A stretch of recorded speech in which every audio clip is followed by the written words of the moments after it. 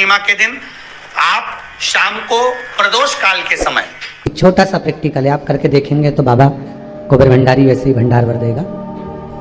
थोड़ा सा प्रयास, अगर आपके सबके घर में गंगा जल है तो एक प्रयास करके देखिएगा। कोई कार्य के लिए आप जा रहे हैं और वो कार्य अटक रहा है, नहीं हो रहा, बहुत प्रयास कर लिया, बहुत दिन से लगे हुए कि ये काम होना ही चाहिए, ये काम बहुत जरूरी और होना ही चाहिए, नहीं हो रहा।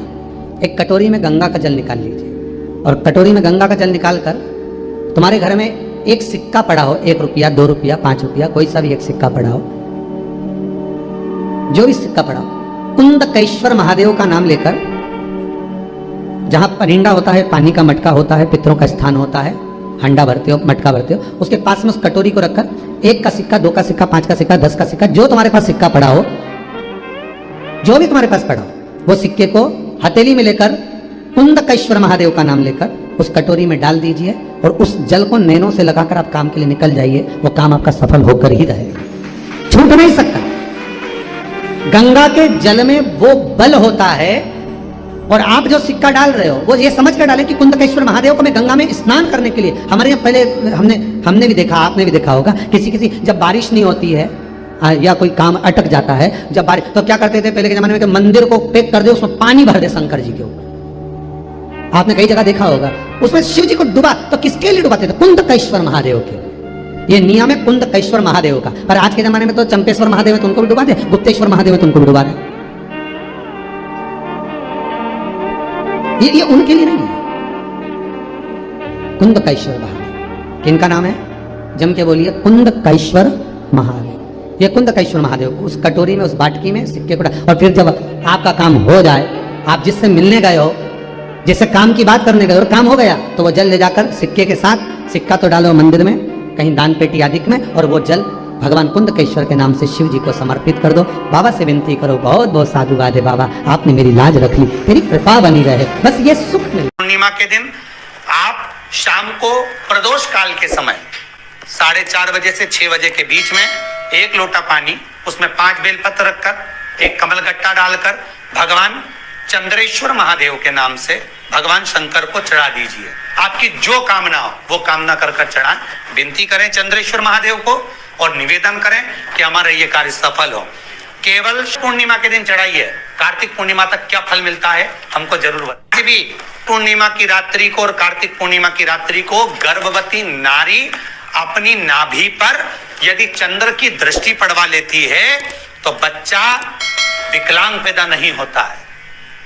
गर्भ से जो बालक होगा श्रेष्ठ होगा, विद्वान होगा, चतुर होगा, पढ़ने में होशियार होगा, क्योंकि ये चंद्र की किरणें जब समुद्र में उछाल ला सकती हैं तो आपके जीवन में भी तरक्की ला सकती है, उछाल ला सकती है। पूर्णिमा के दिन अगर आप शिव का स्मरण करो, पूर्णिमा के दिन चावल का 1 आखा दाना जानते हो, पूरा खंडित चावल नहीं, कितना चावल? 1 दाना चावल का शंकर भगवान के शिवलिंग पर समर्पित करिए। 1 बेलपत्र जिसका डंडी का मुख अपनी ओर हो, जहां से चावल चढ़ाया है, उस चावल के ऊपर अपनी कामना कर रख दीजिए और चंद्रमौली भगवान का स्मरण करिए। कौन से भगवान? शंकर भगवान का सर्वश्रेष्ठ सुंदर नाम है चंद्रमौली। चंद्रमौली भगवान का स्मरण करिए, अपनी कामना कर बेलपत्र समर्पित कर शिव जी पर 1 लोटा पानी, 1 जल पात्र समर्पित करो, कलश से जल चढ़ा दीजिए, नैनों में वो जल लगाकर अपनी कामना कर वापिस घर को आइए। अगली पूर्णिमा आएगी, जो कामना करी है मेरा चंद्रमौली भोलेनाथ उसे पूर्ण कर ही देगा। आप सभी को सुंदर पूर्णिमा की बहुत बहुत बधाई हो। बाबा विश्वनाथ की कृपा आप पर सदा बनी रहे। आ गया पूर्णिमा की रात्रि, बड़े से बड़ी बीमारियां, बड़े से बड़े रोग, बड़े से बड़े कष्ट इस पूर्णिमा की रात्रि को छूट जाते हैं। दमे की बीमारी, श्वास की बीमारी, अनिद्रा की बीमारी, रात्रि को जगना, ये सारी बीमारियां पूर्णिमा की रात्रि को अगर व्यक्ति अपने जीवन को सुखमय बनाए, अपने जीवन को आनंदमय बनाए तो सब छूट सकता है। पूर्णिमा की रात्रि को पीपल के पत्ते 5 लेकर उसके ऊपर खीर डालकर रात्रि को खा लेने से महाराज दमे की बीमारी, श्वास की बीमारी रुक जाती है। वो बीमारी बढ़ती नहीं है, उससे कष्ट नहीं होता। जिन बच्चों के नेत्र कमजोर होते हैं, रोशनी कमजोर होती है, पूर्णिमा के दिन रात्रि को 12 बजे भगवान चंद्रदेव का दर्शन कराइए।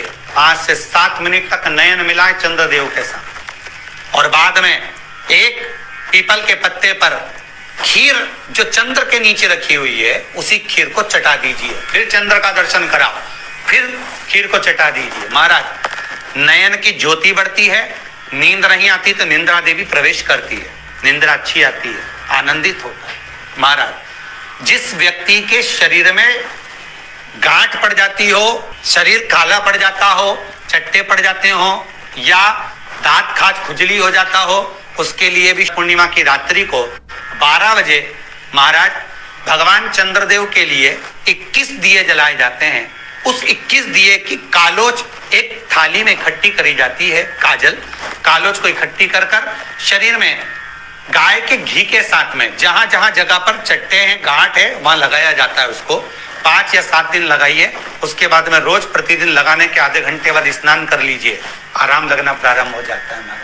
आज पूर्णिमा की रात्रि से लेकर कार्तिक पूर्णिमा की रात्रि के बीच में जो दामोदर भगवान का, कृष्ण का, शिव का मंगल आनंद करेगा, अभिषेक करेगा, पूजन करेगा, स्मरण करेगा, उसके सारे दुख दरिद्र दूर हो जाएंगे। रात्रि को आप बड़े प्रेम से खीर बनाओ, चंद्रदेव की साक्षी में रखो, भोग लगाओ भगवान श्री हरि को।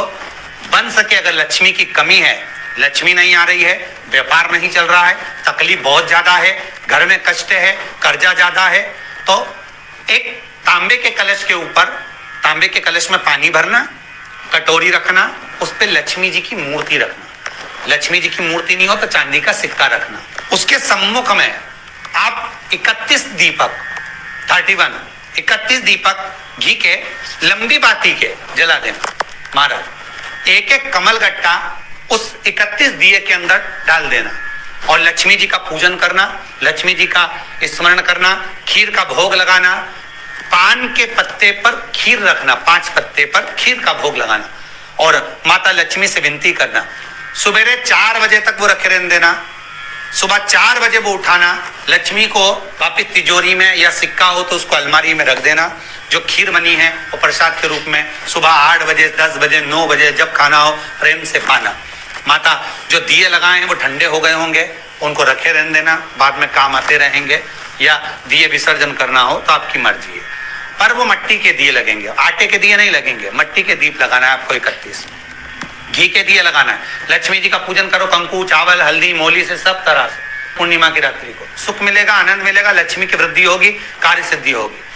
दूसरा क्रम, पूर्णिमा के दिन आप शाम को प्रदोष काल के समय 4:30 बजे से 6 बजे के बीच में 1 लोटा पानी, उसमें 5 बेलपत्र रखकर, 1 कमलगट्टा डालकर भगवान चंद्रेश्वर महादेव के नाम से भगवान शंकर को चढ़ा दीजिए। आपकी जो कामना हो वो कामना कर चढ़ाएं, विनती करें चंद्रेश्वर महादेव को और निवेदन करें कि हमारा ये कार्य सफल हो। केवल पूर्णिमा के दिन चढ़ाइए, कार्तिक पूर्णिमा तक क्या फल मिलता है हमको जरूर बताइए। भी पूर्णिमा की रात्रि को और कार्तिक पूर्णिमा की रात्रि को गर्भवती नारी अपनी नाभि पर यदि चंद्र की दृष्टि पड़वा लेती है तो बच्चा विकलांग पैदा नहीं होता है।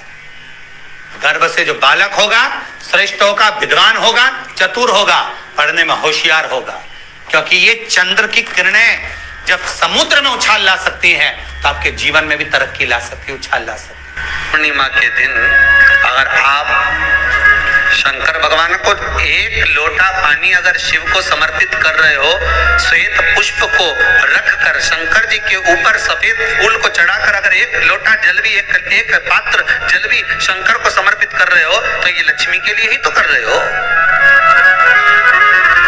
और कौन सी लक्ष्मी? पूर्ण लक्ष्मी। पूर्ण लक्ष्मी पार्वती के यहाँ जब पहुंची, माता पार्वती जी ने लक्ष्मी जी को देखा और सरस्वती को देखा तो पूछा कि बात क्या है, क्या हो गया ऐसा, क्या हुआ, क्या है ऐसा जो तुम दोनों आज मेरे मेरे पास में आई? क्या हुआ? पार्वती जी कुछ बोलती, शिव जी का ध्यान माता सरस्वती की ओर और लक्ष्मी की ओर गया और भगवान शंकर जान गए कि आज भगवान नारायण ने लक्ष्मी जी को अपूर्ण कहा है। अब देखिए माता पार्वती क्या कर सकती है, इसको पूर्ण बनाने के लिए करेगी क्या? क्या हुआ? माता सरस्वती जी बोली लक्ष्मी को अपूर्ण कर दिया। अपूर्ण कर दिया? हाँ, तो क्या सोचना उसके लिए, इसको मैं अभी पूर्ण बना देती हूँ।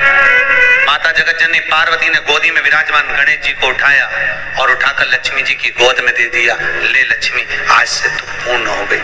लक्ष्मी, आज से तू पूर्ण है।